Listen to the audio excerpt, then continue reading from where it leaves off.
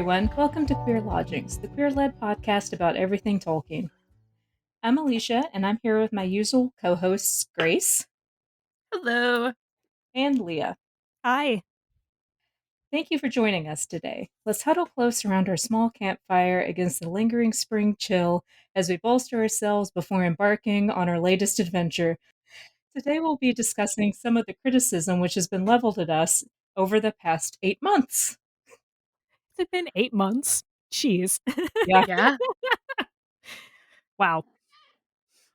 So, one of the common critiques that we see having launched a podcast that puts the word queer in the same breath as Tolkien, never mind that it's a Tolkien quote, is that Tolkien would hate this podcast. To assess this claim, let's turn to the words from an unpublished letter referenced in Carpenter's biography of Tolkien, in which he referred to his fans and their activities as, quote, a deplorable cultus. Case closed, I guess. He'd hate all of this fuss, our podcast included. Thanks for joining us on this episode of Queer Lodgings. You can find us on Apple, Google, Spotify, and stream episodes. Yeah, this is Tolkien we're talking about. You didn't think it was going to be that easy, did you? Well, it's been a good run, you guys. I guess we're shutting it down now. Not quite a year. So no, we're going to go ahead and we're going to dig into some of these criticisms and critiques and all of that and build up some of the refutations or more complex contexts to some of the things that we get hit with and lambasted with on all the delightful parts of the internet. Indeed. So, what Tolkien would like or would have wanted is kind of a tricksy thing to nail down with any certainty. The man is dead and has been for decades, so there are multiple social and political movements he never lived to see and comment on, and the vast majority of us were not close personal friends of his or his family. We just don't have the insight into his personal life outside of the slice of Tolkien's working documents and letters that the estate has released and authorized biographies. Not to immediately burrow into deep critical theory, but we are all constructing a version of Tolkien when we discuss him and his works. In writing back to Tolkien, Gender, Sexuality, and Race in High Fantasy, Dallas John Baker says, "There is now more than one Tolkien. At the very least, there are four J.R.R. Tolkiens. There is the Tolkien of history, the actual person who lived and wrote and died. Then there is the subject of the numerous biographies based on that actual person. There is the Tolkien as imagined by the perhaps millions of people who have enjoyed his novels or the film adaptations. And finally, there is the Tolkien as constructed in the scholarly research about his writing. This Tolkien is a contested figure, precisely because he is a discursive figure, a figure that emerges from text. The meanings of text or discourse are dependent on the subjective position of the reader. Text is open to interpretation and changeable, and often, if not always, ambiguous." Mm-hmm. In her MythCon 50 guest of honor speech, The Arch and the Keystone, which is fantastic, please go read it, Verlyn Flieger expands that claim to a near infinite number of Tolkiens. Quote, "When we look at Tolkien, we are likely to see ourselves and thus to find in his work what we want to see. Everyone has their own private Tolkien, more Tolkiens than you can shake a stick at." But what makes all of these multiple Tolkiens possible? Well, it's reader response theory, which we'll come back to. I promise. Feel free to take this as a threat that it is. But also the sheer number of contradictions Tolkien seems to embody in the remarkable body of work he left behind. Thanks to Humphrey Carpenter and Christopher Tolkien, we have a surprisingly complete record of Tolkien's creative process and the thoughts that drove it. And unsurprisingly, given that Middle-earth was crafted over a period of nearly 70 years, there is some contradictions and evolution in Tolkien's thought. Going back to Flieger's MythCon address, we have pasted labels on him, called him a medievalist, a modernist, a postmodernist, a royalist, a fascist, a misogynist, a feminist, a racist, an egalitarian, a realist, a romantic, an optimist, a pessimist. He's variously characterized as homophobic and homosocial in both his work and life. His fiction has been interpreted as Boethian, Manchian, Augustinian, and Aquinian. He has been typed as a radical and as a conservative, a Christian apologist, and a pagan, a Catholic who believed in fairyland, a monarchist who exalted little people, a Tory whose political views leaned towards anarchy. That is true. He's a bitch, he's a lover, he's a child, he's a mother. He's a sinner and a saint. He will not be ashamed. I have never considered, however, whether he's a goddess on his knees. So Oh. Hmm. We'll get to that one later. Oh, man. The fact that all these labels can find a fit only adds to the confusion. It is possible to cherry pick Tolkien's quotes to support nearly any argument, and people do all the time in an effort to prove themselves right and others wrong about Tolkien's authorial intent.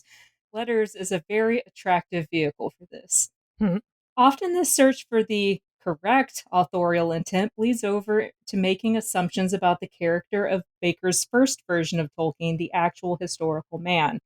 These are assumptions of just that, impossible to prove, and merely accomplish the construction of a new version of Tolkien, one whose beliefs align with their own. However, we love dwelling in the liminality of these contradictions. That's often where the fun happens. Welcome to our new series, Tolkien Would Hate This Podcast, where we really dig into assertions made by people who have built up their idealized version of Tolkien as a uniquely American version of a Christian conservative hero, and their arguments against us, a group of queer non Christian people reading and enjoying his works. Spoiler alert for this entire series, it's more complicated than you think. It's always more complicated than you think. So, one of the first things we kind of want to touch on in the criticisms launched against us kind of has to do with, unfortunately, with us as fans and our fellow fans, really. The fact is, Tolkien had kind of a lot of complicated feelings about his fans. He basically he kind of went in a couple of different ways. He had some very negative feelings about fans. He had some fairly positive feelings about them. One of the things that he says, especially about American fans, is that he found all of us distasteful. He says, many young Americans are involved in the stories in a way that I'm not. He calls the fans, especially American fans, the deplorable cultists. This is a pretty famous quote of his. The fact is that he was probably a great deal more popular in the sense of fandom over here on this side of the Atlantic than maybe he was over in his own native England, at least in the sense that we might be able to recognize it today in terms of people clamoring to come out with unauthorized versions to sell, people sort of passing them in between each other, books falling apart for ages. But other things that he says about the Americans, one that I really love, a quote from a letter to W.H. Auden concerning a particular fan group that was formed in America, the Tolkien Society. You may have heard of it. Yes, I have heard about the Tolkien Society. Real lunatics don't join them, I think, but such things fill me too with alarm and despondency. Thanks, Tolkien. We're big fans. And that Tolkien Society that he's referencing is the one that Auden was at the inaugural meeting of in Brooklyn, New York, I believe. And he did actually write a letter to the head of that Tolkien Society. That's not the same Tolkien Society as the famous one based in the UK these days. I believe, and Alicia can correct me on this if I am going in the wrong direction here, but I believe that Tolkien Society, initially headquartered in Brooklyn, New York, merged with the Mythopoeic Society in 1972. It did. That is why the Mythopoeic Society can state that we are the oldest Tolkien related fan group in North America That's very because cool. we ate the older fan group. History is fun. We consumed them. Another choice quote that he has about us deplorable Americans is another one from letter 328.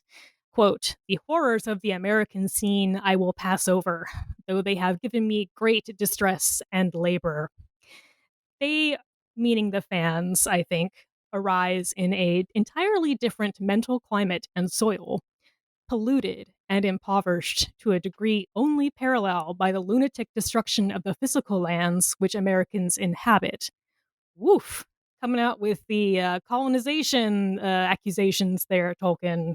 I'm not holding back at all about what he thinks about the psychological landscape of Americans. Yeah, I would read they in that sentence as Americans and not just the fans. I think he's just shitting all over America in general, which is rich from a Brit Yeah. when you're talking about colonization. Yeah, it's kind of like, on the one hand, like, fair point there, Tolks, but also, my dude. There's also an element that I am looking at here that as he's talking about the destruction of the physical lands which Americans inhabit, like this is a Tolkien who is well aware of how America is behaving before like the Clean Water Act and things like that, before some of our better environmental policies were enacted and environmental policies which are frequently under attack and being rolled back in today's day and age. So Mm, I imagine he would be displeased by some of our efforts there. I imagine so too. And yeah, that's a really great point. One point of note regarding Tolkien's relationship with his American fans is that he was, at least by the mid 1960s, frequently woken at 2 or 3 o'clock in the morning by the phone ringing with American callers on the other end who had rather neglected to calculate the time difference. And so he remarked on the frustration of those occurrences to his American friend, Clyde S. Kilby of Wheaton College and the Mythopoeic Society, who helped him organize his Silmarillion notes throughout the summer of 1966. Kilby published a lot of his impressions and experiences with Tolkien in a slim volume called Tolkien in the Silmarillion following Tolkien's death. Tolkien eventually had to unlist his number despite the frustration that this caused him. And he remarks on that in letters. And he also remarked to Kilby that too many people and journalistic features made him feel like, quote, a gargoyle to be gaped at. Oof, pretty harsh. So, for all of his curmudgeonliness about particularly American fans, amongst which we, of course, count ourselves, he did also have some fairly positive to sort of neutral things to say about some of the fandom here. In letter 328, he expressed a great deal of appreciation for a fellow Oxford Don who, quote, placed his works in the rank of, quote, literature, thus gaining him intelligent and well equipped readers. He sort of thought that by folks who read literature would be from quote a soil in which the fungus growth of cults is likely to arise, which I kind of have to be kind of like, my dude, have you been in academia? What are you talking about? I read that second sentence as unlike those fucking Americans. Yeah, Fuck those Yes, guys. not a soil in which the fungus growth of cults is likely to arise. Like, not like here in merry old okay, England, yes, in merry old Oxford, yes. sure. But then, of course, he would go back and forth on different opinions and have faceted views of the same idea from time to time. Carpenter, who both wrote his authorized biography and also is the editor of Letters, framed Tolkien as idiosyncratic in his introduction to Letters, and Kilby, who we referenced a minute ago, very much acknowledged Tolkien's contradictions, referring to this as his contrasistency, or a kind of consistent inconsistency. Mm. Kilby contextualized Tolkien's behavior in regards to guests and inquiries revealed during the first of his many visits by saying, after his sober greeting at the door, I found him immediately friendly as we sat down. Tolkien was a most genial man with a steady twinkle in his eyes and a great curiosity, the sort of person one instinctively likes.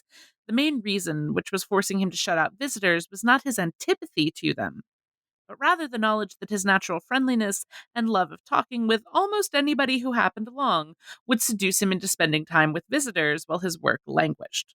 Mm. At one point, Kilby describes Tolkien's expressions as a genial face suddenly shifting into an expression of blazing criticism, soon followed by a repentant warmth.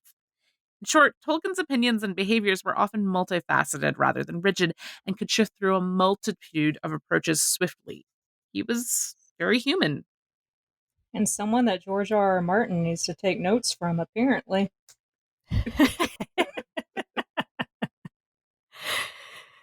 So the reason that we're kind of covering some of his feelings about the fans is, again, we are unabashedly part of the deplorable cultist. In saying that Tolkien would hate this podcast, like that alone might give you, a little bit of ammunition.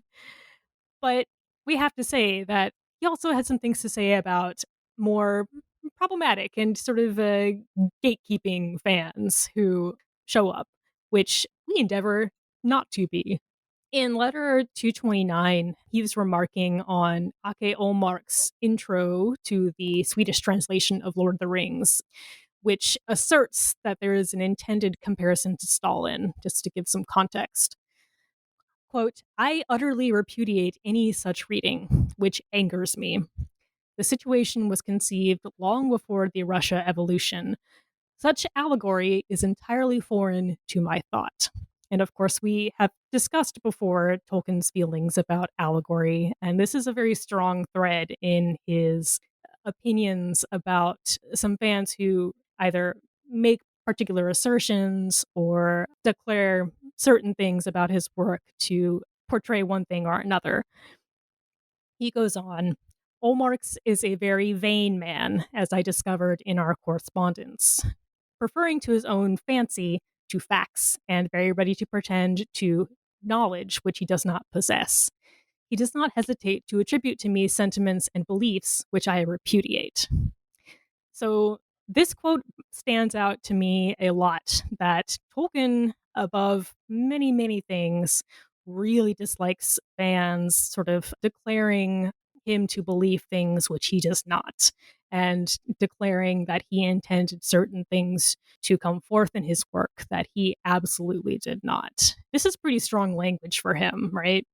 He also very keenly in this cares a lot about the details, not just that allegory is foreign to his thought here, but he goes on in this to talk about how this couldn't possibly be an allegory for Stalin because he wrote it before Stalin was an international figure, and it just bothered him that people were being that stupid as to think this.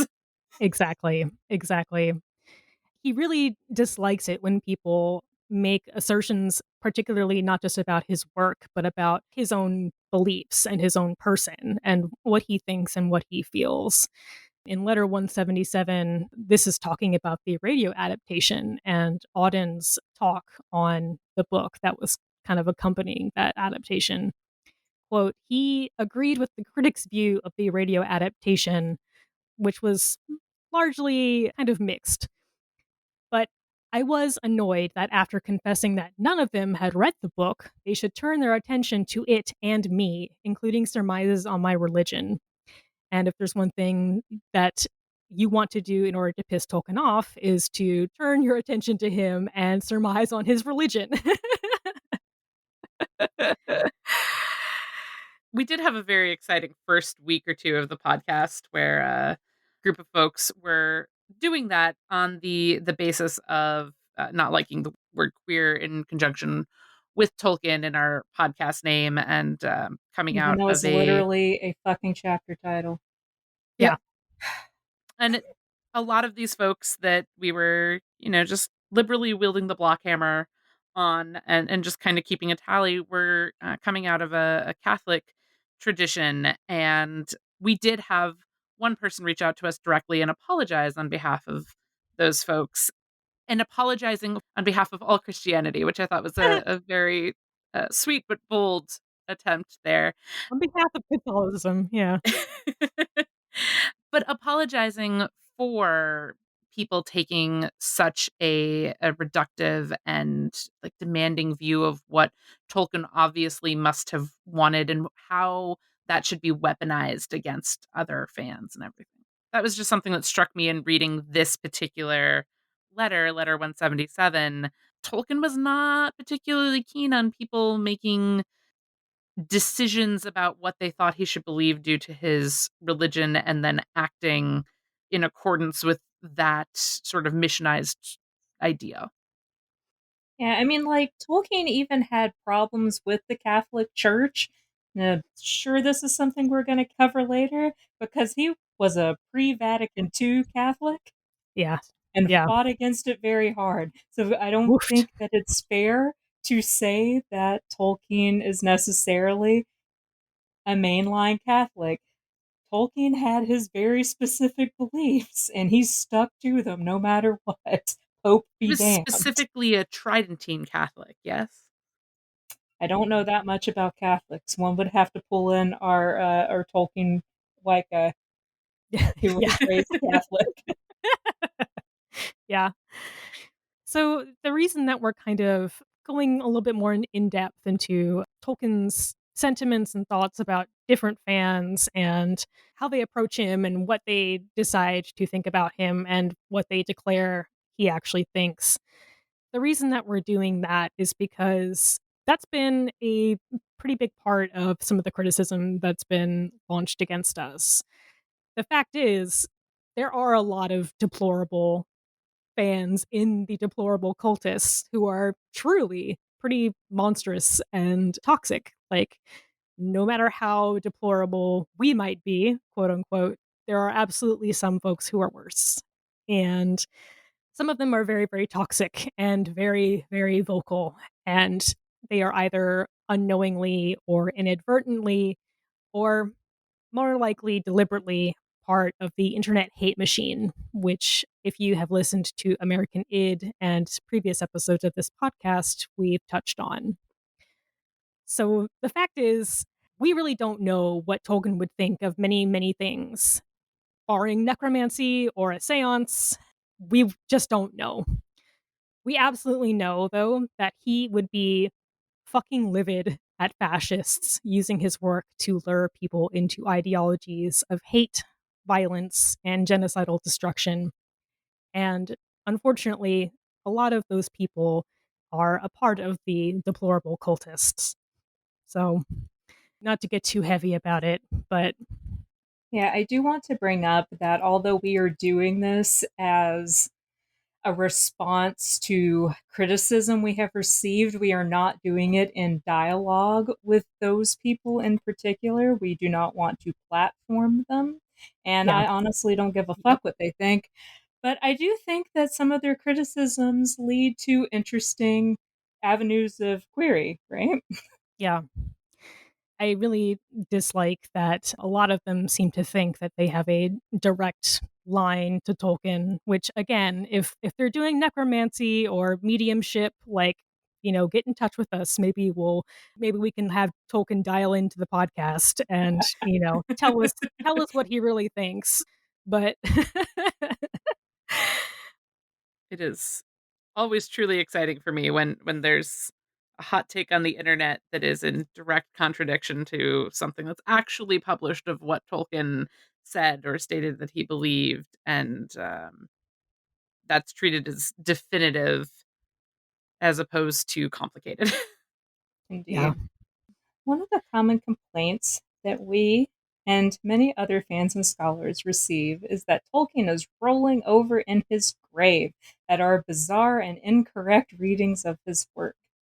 We've already covered at length why it's difficult to nail down who Tolkien really was and what he thought due to his many stated contradictions, but now it's time to deliver on my earlier threat. Let's dive into reader response theory and authorial intent. Authorial intent is largely what critics are relying on when stating that our interpretations are inherently wrong because we are not properly interpreting what the author encoded in their work. This is usually combined with that critics, what I'm going to call pet Tolkien, often a very limited cis het white conservative Christian male worldview, which matches their own construction of what constitutes normativity.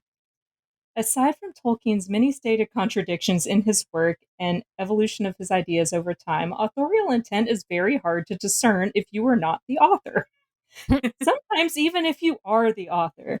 In letter 163 to W.H. Auden, Tolkien says that he finds Lord of the Rings interpretations quite amusing, even those that I might make myself, which are mostly postscriptum. I had very little particular conscious intellectual intention in mind at any point,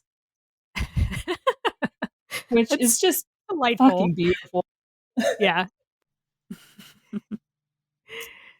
Reader response theory seeks to throw out authorial intent entirely, which is what is meant by death of the author. Instead of the author imbuing a text with meaning, it is the reader and the act of reading that gives the text its meaning. My personal beliefs about where meaning comes from in a text sort of splits the difference between these two models, but we're not here for unpopular theoretical opinions with Alicia Time. That's another episode. Episode we're never getting to because no one's interested except me. Since the objections that we get are largely intent based, let's look at that a little. Everything we have access to that allows us to attempt to understand Tolkien's authorial intent is itself a text. This is problematic because text does not have an objective meaning in the way you may have been taught in high school. What? I know, shocking. There's Shocking. also more than three states of matter. Anything we read, hear, or see is filtered through our own individual thoughts and experiences. Our brains are primed to make order out of chaos and find patterns, and we pick out pieces from what we consume to form narratives that make sense to us. We read in Tolkien's statements of authorial intent what we desire to be there as far as the text will allow us to, which is why making any definitive statements about his authorial intent is so hazardous, even setting aside how often he is to contradict himself. It is impossible to know what Tolkien, the historical man, was thinking without imposing our own worldview upon him as we're reading his text, both his text about his authorial intent as well as the stories. Yeah.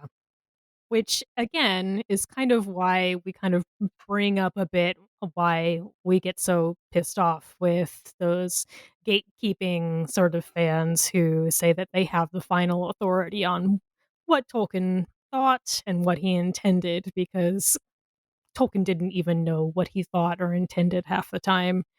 And much like Tolkien, it pisses me off that these people kind of make these assertions, and they don't recognize the hazards of doing so. One of the hazards in cherry picking from letters, which is itself already a selected and edited text, which already has a lens of those who were making the selection, right? There's already a selection bias in what's included. When one simply cherry picks, one perhaps doesn't recognize the connections between various letters and how Tolkien's opinion is performed differently to different audiences in nuanced ways. And so that's just one of the things, like, if you're only reading the letters in this very limited form, you're not even engaging fully with the text. And so trying to clobber someone with them who's read more than 3 letters is maybe not making you look great. So Robin Reed says in a paper in dialogue with Verlin Flieger's MythCon address, quote, I do not consider that the goal of scholarship is to figure out the right answer, presumably what the author intends, or to achieve some falsely universal truth that dismisses other interpretations as wrong or failures. Flieger keeps space open for conflicting readings, saying, quote, Tolkien scholars and critics find in Tolkien's work what they are looking for. I'm not saying they're wrong, I'm saying they're right. What they see is there, even when they're seeing contradictory things. And that is really the heart of the issue. No matter what critical lens you're using, with Tolkien, it's not often either or, but both and. Mm. Well, we touched on letter 163 a moment ago, discussing how Tolkien saw his own ideas about his work as being a type of interpretation. Let's go back there, because he later discusses other people's interactions with his story. With the exception of deliberately disparaging reviews or simplistic allegorical readings, which he understandably takes negatively, Tolkien expresses a neutral stance on alternative readings, stating that, quote, what appreciative readers have got out of the world or seen in it has seemed fair enough, even when I do not agree with it. Please note that this is a letter to a friend of his who is a queer man validating his fans' readings even when he doesn't agree with them. Hmm. And Tolkien cordially disliking allegory is well known. We've already talked about it a little bit. It's Mhm. owing to the fact that he actually wrote about it in the foreword to Lord of the Rings. But I think a lot of people give undue weight to the first sentence of that passage and leave the part about applicability behind. Tolkien's dislike of allegory is often weaponized in debate against anyone reading symbolism or subtext into his work, usually because it's seen as a incorrect reading. But in Tolkien's own words, quote, I much prefer history, true or feigned, with its varied applicability to the thought and experience of readers. I think that many confuse applicability with allegory, but one resides in the freedom of the reader and the other in the purposed domination of the author. Mm. Mm-hmm. Yeah. This reads to me as an author who is happy for readers to seek their own meanings within his work, and that this is a point he's remarkably consistent on as far as Tolkien and consistency goes.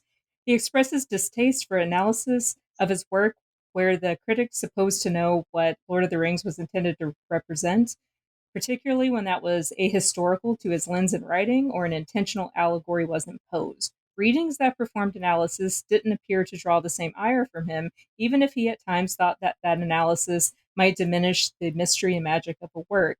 Indeed, Tolkien engaged at length with fans and scholars discussing their various readings. See the entire last half of Letters. Mhm. Mm-hmm. He often disagreed with or was disagreeable in his assessment, but the times he actually expressed anger were when people were limiting or dismissive of his work or were trying to use it to further movements like fascism.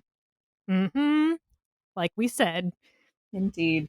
as we quoted before about him taking Omarx to task and taking a great deal of ire with the assertion that it was intended to be a comparison to the USSR and to Stalin. Like, he's very, very consistent about these things. And he's also very consistent about leaving a lot of space open to his readers and leaving space open as an author and specifically intending his work to be a conversation between the reader and the author. And sometimes the thing he might say in conversation is that he thought that was an idiotic statement, but But it was still a conversation.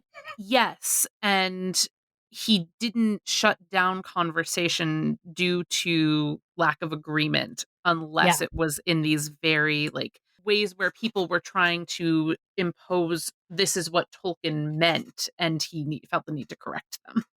Yeah, or they were using it to further fascism and genocide.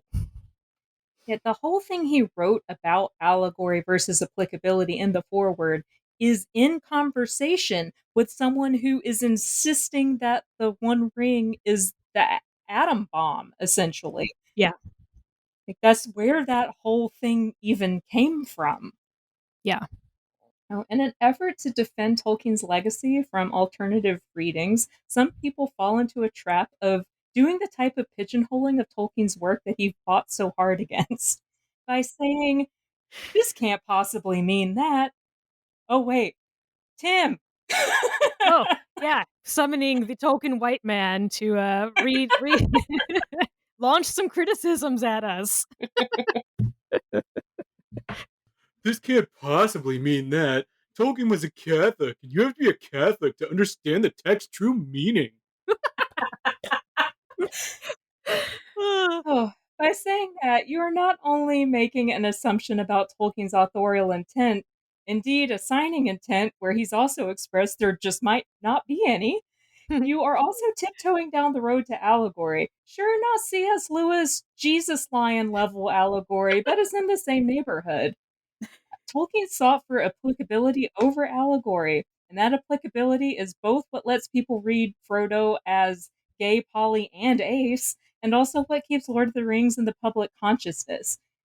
If the only way to get meaning from it was to be an Edwardian era Catholic Brit, no one would still be reading this book, and we wouldn't be here right now. We wouldn't be making this podcast. I think that for all of his words about the deplorable cultists, I think that he's actually a lot more generous to the cultists than a lot of people give him credit for. Yeah. So that brings us to the next piece of topics that we're going to unpack a little bit. And that's around the idea of not just interpretation, which we just went through, but adaptation. Oh Tim, boy. we're going to need you back for this, just to introduce us. Tolkien hated adaptations. Yeah, exactly. Obviously, universally, so easy to Ugh. tell all of this. But of course, it's a lot more nuanced than just disliking aspects of an adaptation or having strong opinions about how something should be done. And sometimes having strong opinions that aren't founded in a background toward that type of adaptation. So there's a few different quotes that we've pulled from letters here, and we're going to use those to go through some of his views toward adaptation as he himself actually stated, as opposed to how Reddit would like to tell me they are. So let's kind of start in sort of one of the more famous statements that he sort of says about adaptation in the infamous letter 131. He not only describes about his first sort of vague intent about creating a mythology for England, of course, but he goes on further to say, quote, I would draw some of the great tales in fullness and leave many only placed in the scheme and sketched. The cycles should be linked to a majestic whole, and yet leave scope for other minds and hands, wielding paint and music and drama. A lot of people have sort of taken this quote almost as a kind of permission from Tolkien to lean further into his world and look at what those sketches and little tidbits in his scheme might actually look like and might be developed not by Tolkien but by themselves. So I feel like this quote is both kind of an important one and also sort of leaves out some of his maybe more personal sort of considerations. But I think it's a really important one to place in the context of his general feelings about adapting his work in particular, because I feel like it sort of grounds it in this spaciousness and this openness. And going back to his talking about his work kind of being more like a conversation between an author and a reader, I feel like this supports that, you know? He wanted to build a world that other people could live within. Yeah. And one thing that I want to highlight in this quote, he talks about wielding paint and music and drama. He talks about adaptation beyond the sort of reflexive way that a lot of fans are inclined to first think of now, which is specifically live action film adaptation.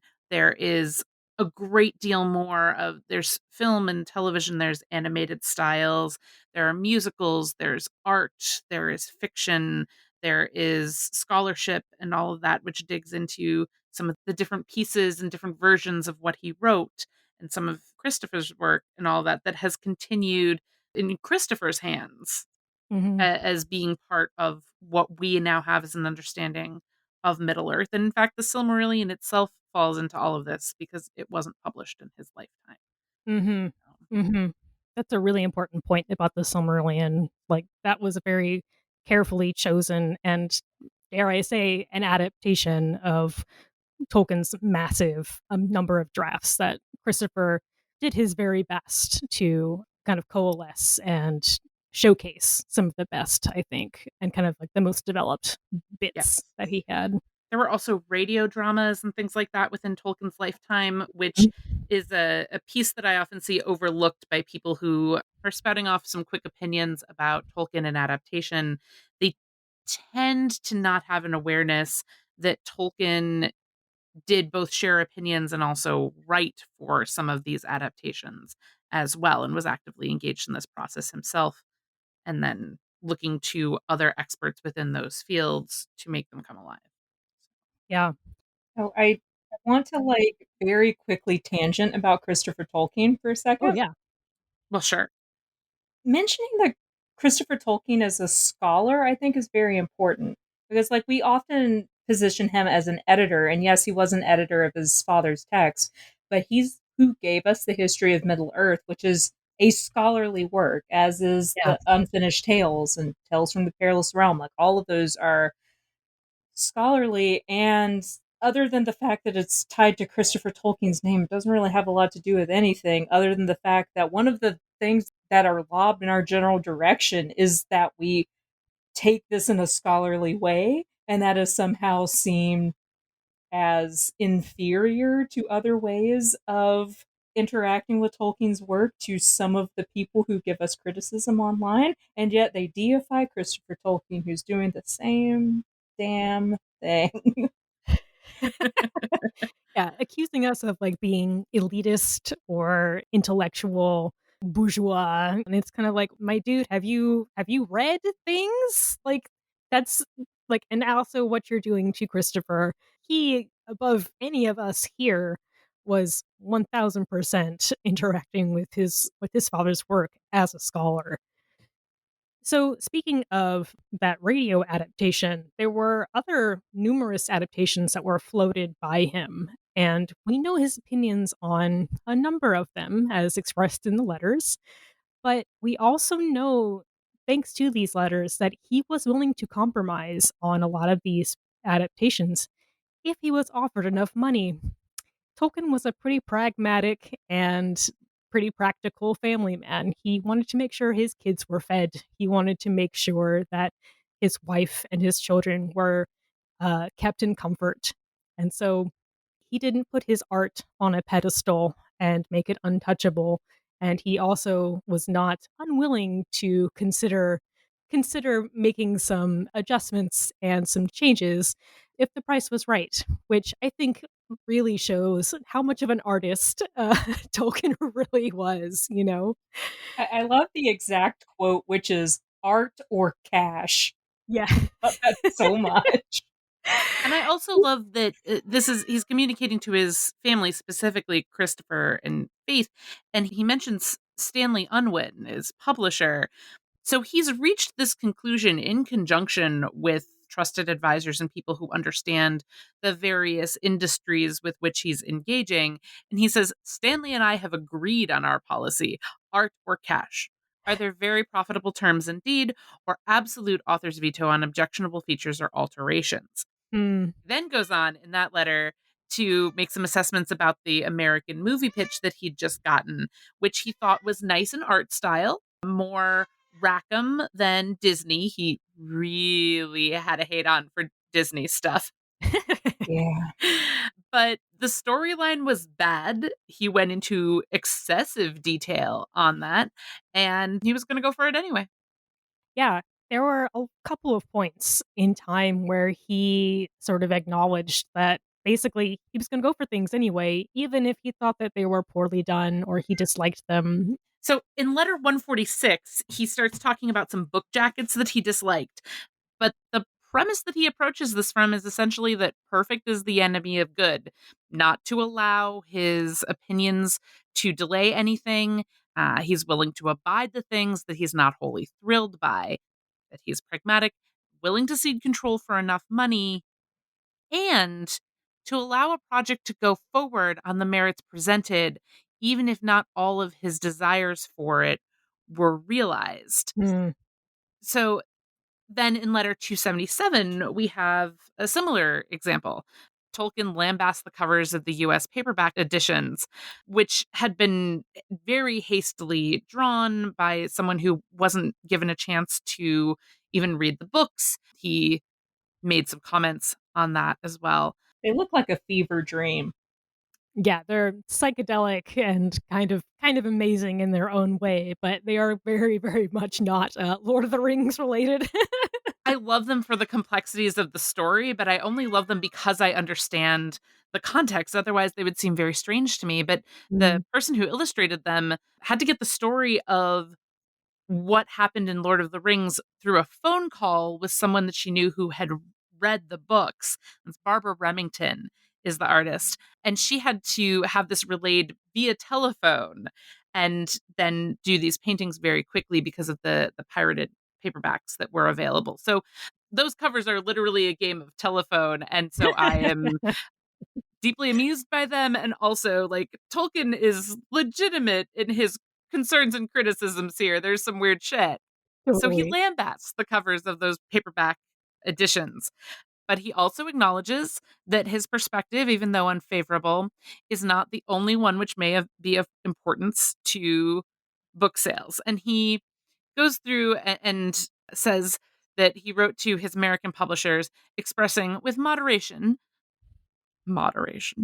my distaste for the cover for the Ballantine edition of The Hobbit. It was a short, hasty note by hand without a copy, but it was to this effect.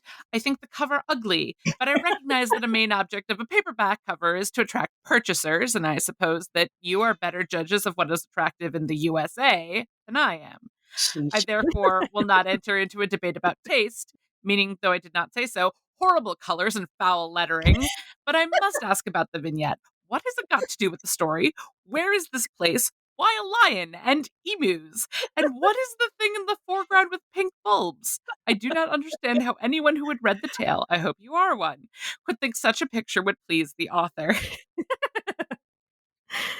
Uh, It's like during that game of telephone, they were like, he's friends with C.S. Lewis, just stick a lion on it. Get a lion in there. They'll Throw an emu in there. Why the hell not? There's probably an emu in there somewhere.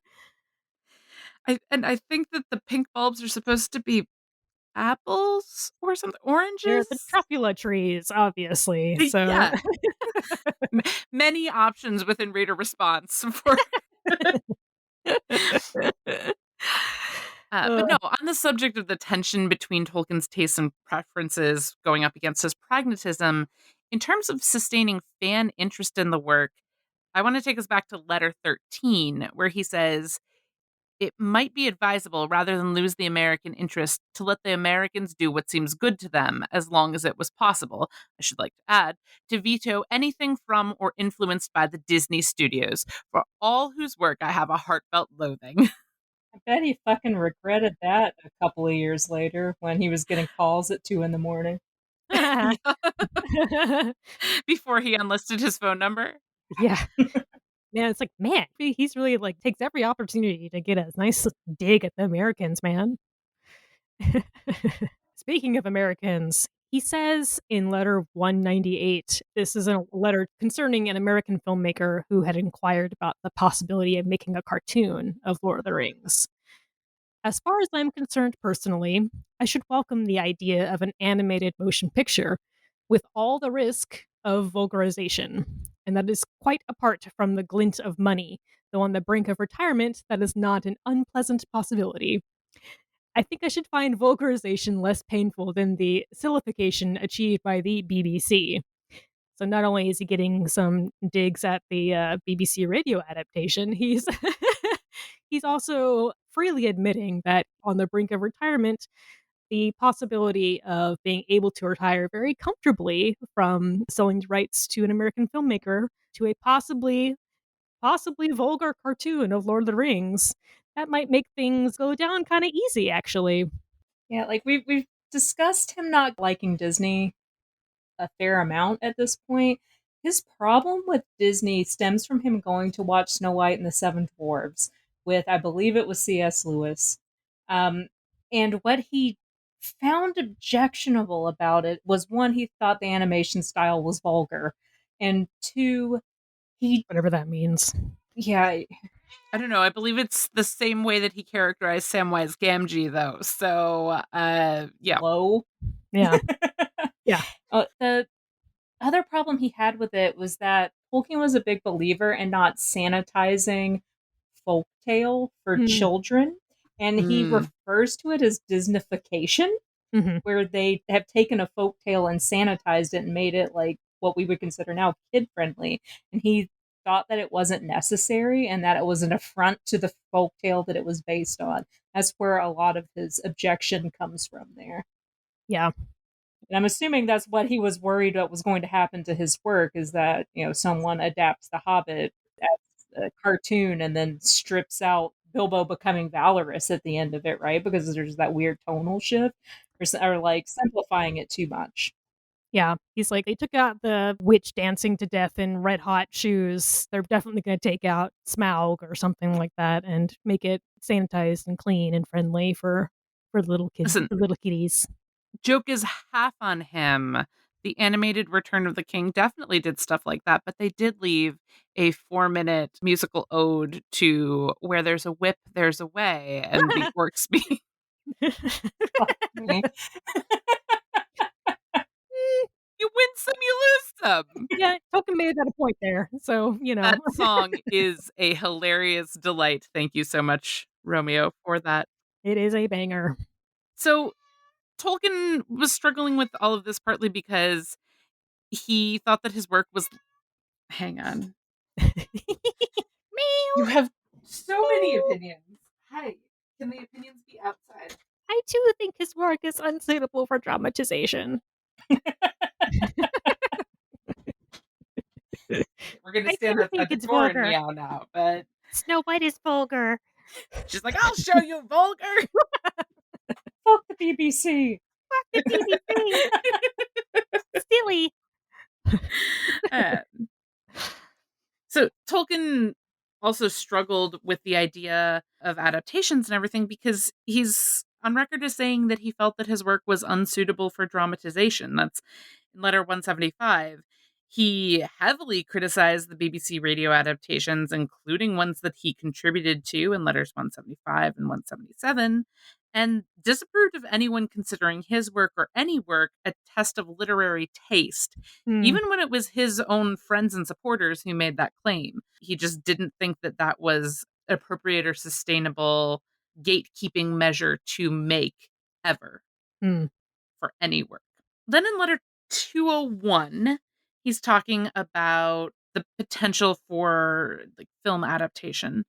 And he talks a little bit about abridgment and all of that. So he goes into saying an abridgment by selection with some good picture work would be pleasant and perhaps worth a good deal in publicity. So he's again thinking both of the longevity of the work here and the commercial viability of the work, right?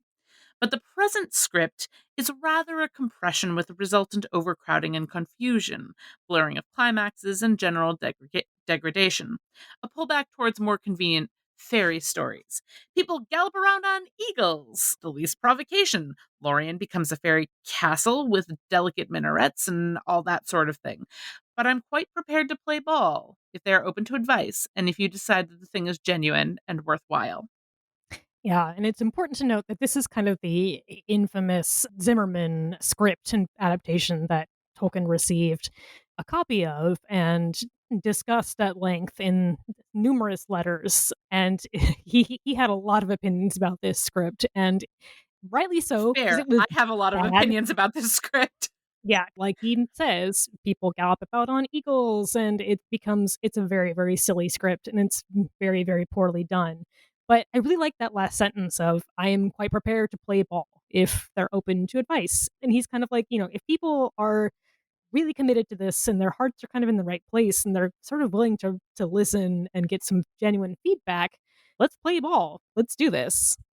I think it's funny that Tolkien was apparently willing to work with somebody who was writing a movie completely different from his book and just like swapping in names essentially. Yeah. They were actually getting some of those names wrong, too. Right. And there are people still mad about the Peter Jackson movies because they weren't faithful enough to the material because there's no Tom Oh, Bombadil. yeah. Yeah. Like, like Tolkien doesn't need you to be upset about that because I feel like if PJ gave Tolkien enough money, he would have been happy. Yeah, Yeah. I think I'm more upset about some of the things in, like, Return of the King than Tolkien would have been. Very likely. I'm probably shittier and grumpier about them than our dear curmudgeonly professor was. Yes. Do you wanna phone him real quick? I know you got him on speed dial. We'll Let me see. just get out that Ouija board. Yeah, break out the Ouija board and see what he feels about Denethor and his and his whole arc in Oh, gosh. PJ's trilogy. So, discussing the Zimmerman script a little bit further, I feel like it's kind of important for us to kind of consider like his real unhappiness with the script was not a barrier to it actually really developing and to it being made, which is something that we have heard a lot sort of being lobbed at us in our varying degrees of support or excitement over certain adaptations that will not be named here right now. In letter 207, he continues talking about the Zimmerman script. He says, I feel very unhappy about the extreme silliness and incompetence of Z and his complete lack of respect for the original. It seems willfully wrong without discernible technical reasons at nearly every point. But I need, and shall soon need very much indeed, money. And I am conscious of your rights and interests, so that I shall endeavor to restrain myself and avoid all avoidable offense. I will send you my remarks, and of course, nothing will go to Ackerman except through you. It's yada, yada, yada. Basically, he's sort of, again, he's a very practical and pragmatic man. And no matter how grumpy he is about things and how he feels that this particular adaptation is silly and disrespectful and completely, almost willfully wrong, money is a great thing for a professor with a fairly large family and not a very large salary. So, for all of his grumpiness, I feel like he doesn't really need people in the current age anyway to insist that he would put a stop to any disrespectful adaptation or anything that is too silly or too bad, basically, to be made, and that he would be insisting on stopping anything being produced that deeply offended him. Because clearly, if he got some of the Bezos money that the Tolkien estate did, were he still alive, or at least he would be pretty silent about some of the things that he It would would not like. soothe some stings, I Yeah. think. I think that he would keep his thoughts to himself with several $1 million in his pocket. He exhibits being able to balance those competing factors, both his artistic desire and, as I say, not just the monetary aspect, which he's very upfront about, but also wanting these adaptations and ways for people to engage with the work and the story Mm, to continue. There's one more quote that I want to pull out, and it's the canon of narrative art quote from letter 210. And it is something that is frequently thrown at really any adaptation that people don't feel is appropriately respectful or the right way of adapting Tolkien. And the specific quote is, the canons of narrative art in any medium cannot be wholly different, and the failure of poor films is often precisely an exaggeration, and in the intrusion of unwarranted matter owing to not perceiving where the core of the original lies. Now, obviously, that's Tolkien's idea around what is good adaptation and mm, what isn't. And he's coming at that from the lens of the original author rather than someone who has a keen sense of how to convey information visually as opposed to linguistically. Those are different strengths. But that quote is so often just lobbed out in order to make the idea that if there's any deviation from a source text, even if the source text doesn't contain all of the elements that we would need to see to understand it in whole, that this is a departure from what Tolkien wanted and therefore shouldn't exist. And mm. that is definitively not what he says at any point, even when he's being an absolute curmudgeon, and sometimes rightly so, Yeah, about the adaptations and the suggestions of storylines and treatments and what have you. yeah.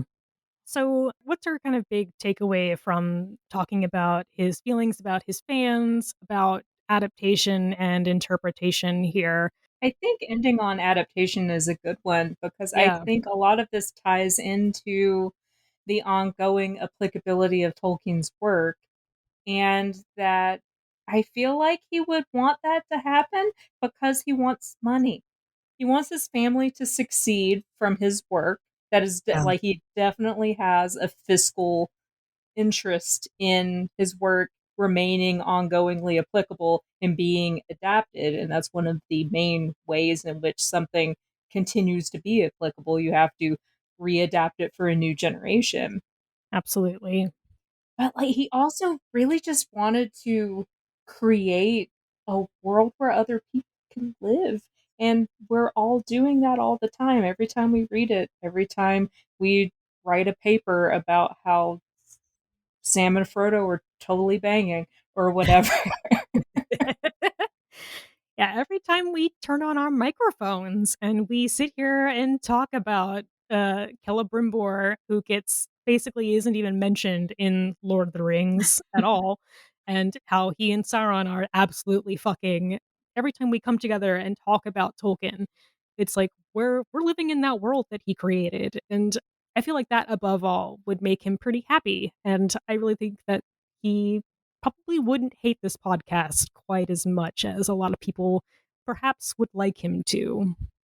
Every time that someone is engaging in creating a transformative work, writing something that takes place in Middle Earth, or creating fan art, or people who are working on licensed adaptations and working to bring those to stage and screen. We didn't really go into, there's a Lord of the Rings musical.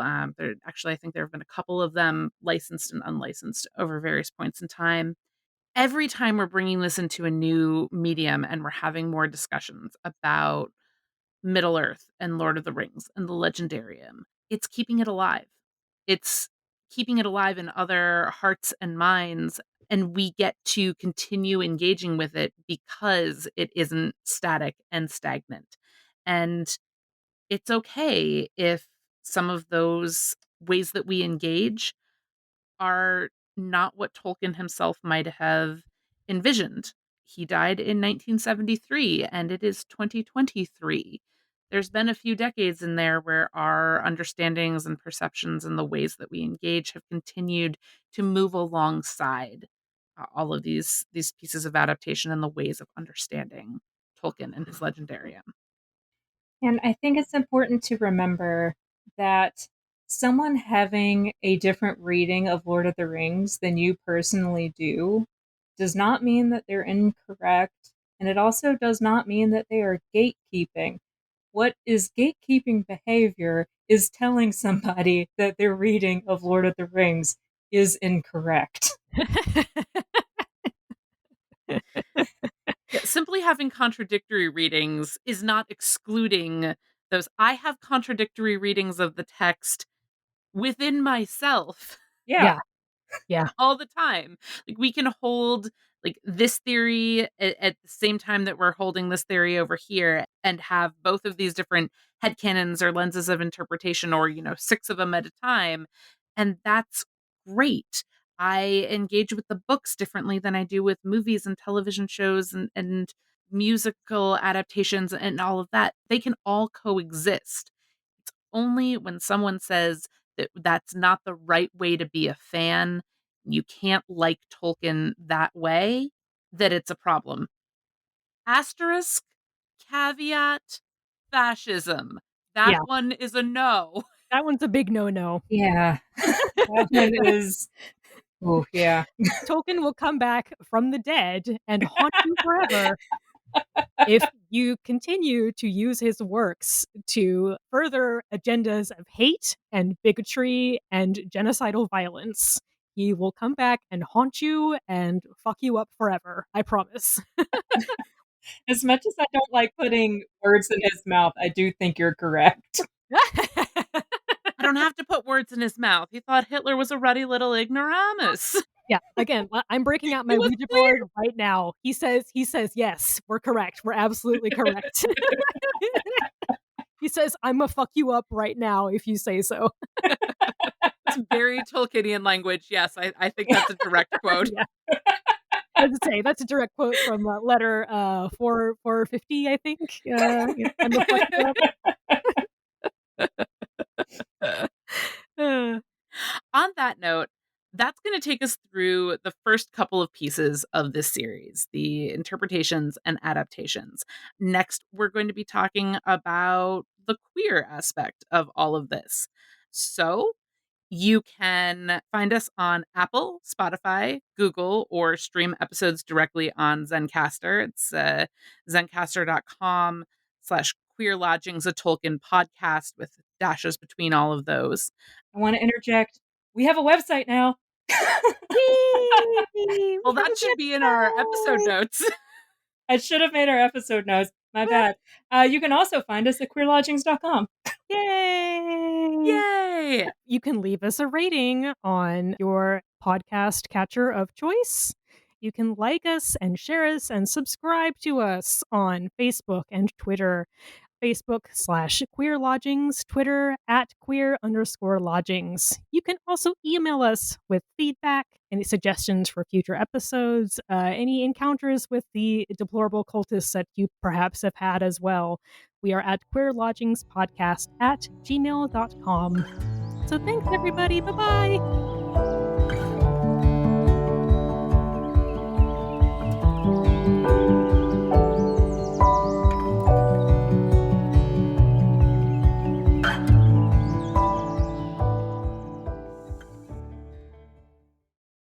Okay, no, wait. And now I have a special request. Now you have to do it like European lore guy. Oh, I don't think I Okay. can do that terrible. Okay. This Okay, can't possibly this mean can't that. possibly mean that. Tolkien was a Catholic, and you have to be a Catholic to understand the text's true meaning.